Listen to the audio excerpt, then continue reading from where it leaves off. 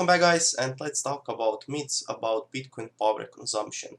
So there seems to be a lot of worries in media about how much electricity is wasted by doing Bitcoin transactions, by mining Bitcoin and things like that.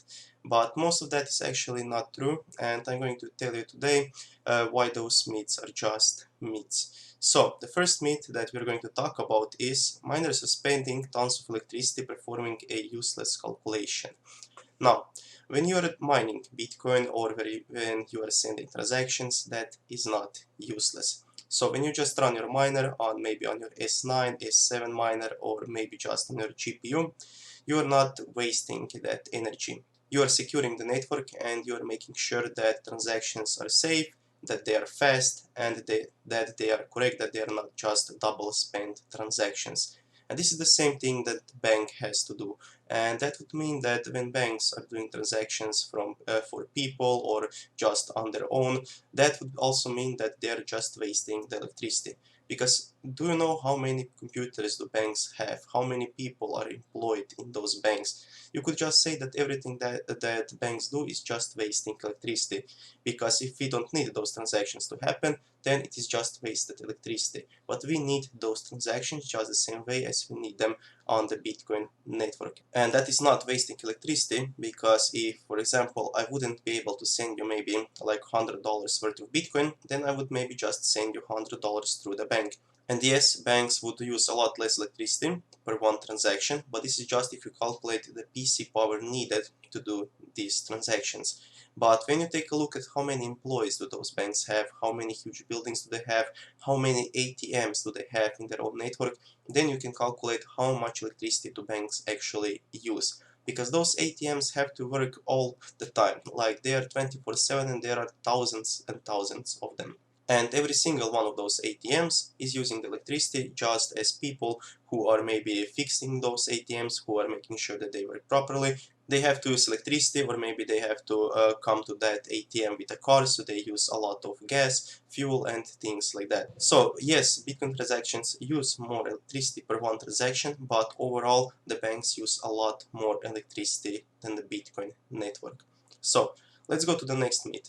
The next myth is number 2, and energy use scales with number of transactions. If Bitcoin ever scales to global transaction volumes, it would boil the ocean. And this is such a stupid thing to say to somebody, because let's say that you have only one miner on the network, and this miner uses maybe like 100 kilowatt hours per month, and he does every single transaction in the world. And there is maybe, like, let's say that there are only 10 transactions per month. Yes, he would use an enormous amount of electricity. Then he would use 100 kilowatt hours per month just to do those 10 transactions. But if there would suddenly be 1000 transactions and you would still only have one miner, that one miner could do those 1000 transactions with the same amount of electricity, because the difficulty on the Bitcoin network scales with the number of miners on the network. And the more miners you have, the network is faster, but every 2 weeks it regulates itself, so the block time is 10 minutes. So the more transactions you have on the Bitcoin network, it doesn't have to use more electricity. It would use exactly the same amount of electricity, because if you take a look at how full the blocks are right now, they are not even 50% full. So we could also have 50% more transactions happening right now, and we would use almost the same amount of electricity that we are using right now. And if suddenly every single miner in the world, except one miner, would quit, then that one miner would get 12.5 Bitcoin reward every 10 minutes for doing those transactions, for making the network is secure, and you would use so incredibly little electricity for maybe like a million transactions per month, that it would be more than worth it. And if suddenly like every single person in the world would start using Bitcoin, we wouldn't have to use more electricity than we are using right now. Unless the Bitcoin value goes to maybe like $1 million or $10 million, and everybody jumps on that ship and decides to mine Bitcoin. Unless that happens, we won't use insane amounts of electricity. We could use maybe like 1, 2, 3% of the total world electricity, but the Bitcoin is, I believe, in my my personal opinion, worth more than those few percent of electricity. And a lot of the electricity comes from renewable energy sources, because if you take a look at one of the biggest mining farms in Iceland, all of their, like 100% of that energy comes from the renewable sources. So we are not like burning coal or something like that to make that energy. It comes from renewable sources and it doesn't hurt the environment.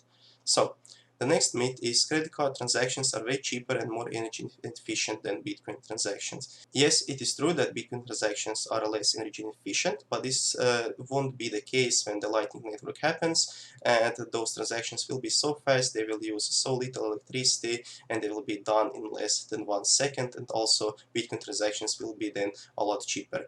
And they are actually cheaper right now, unless you're sending maybe like a few dollars to somebody who is in the same country. Because if you do that, maybe if I want to send $10 to somebody who is in the same country, then that is not the full advantage of Bitcoin that you can take. But let's say that I want to send $100 to somebody in Zimbabwe, it wouldn't matter, because it would maybe cost me like 50 cents to do it on the Bitcoin network, but maybe it would cost me like something insane like $20 to do it through the bank, and it would last for a few weeks most likely.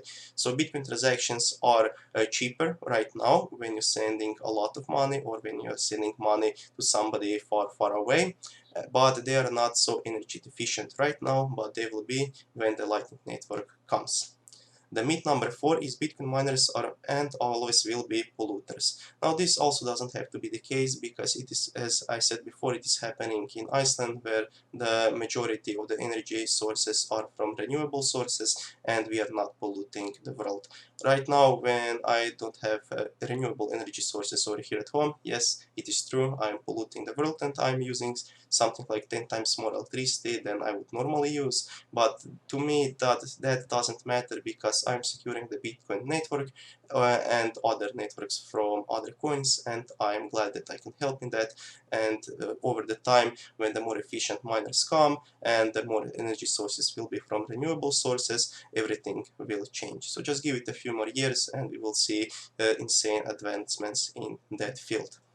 And the myth number 5 is Bitcoin mining won't become more efficient over time, it will get worse. And this is absolutely not true, because every year or every 2 years new ant miners come. We have seen ant miners go from S1 to S3, S5, and we are now at S9, and every year they are more and more efficient. So they are doing more hashes per the same wattage that they use. And over the time they will be so much more efficient that those miners won't even be making you a few cents that we have right now. Maybe if you compare this S9 miner, which is the newest, to maybe some S20 miner in the future, it won't be even close to competition. Those miners in the future could use only like 100 or 200 watts instead of 1000 watts and do 100 times more calculations that we are doing right now. So it will be a lot more efficient, and one of those miners would be strong enough to do thousands and thousands of transactions. Especially if Lightning Network comes, we will need even more hashing power on the network. So every one of those myths can be busted, and when people just say Bitcoin is polluting the world, it is wasting electricity, they say that because they don't understand how Bitcoin network works, and it's okay for them to not understand. They will learn when the time comes, and they will learn when they decide to use Bitcoin one day, but if they don't wanna think about it, they don't wanna research it, then we cannot help those people. And if they're just going to believe every single news article that they see, they won't do any research, then what can you tell them? Maybe you can explain them those myths, why they are myths, and they won't believe you at all, because they have maybe read something somewhere else and they just believe without doing any research to them.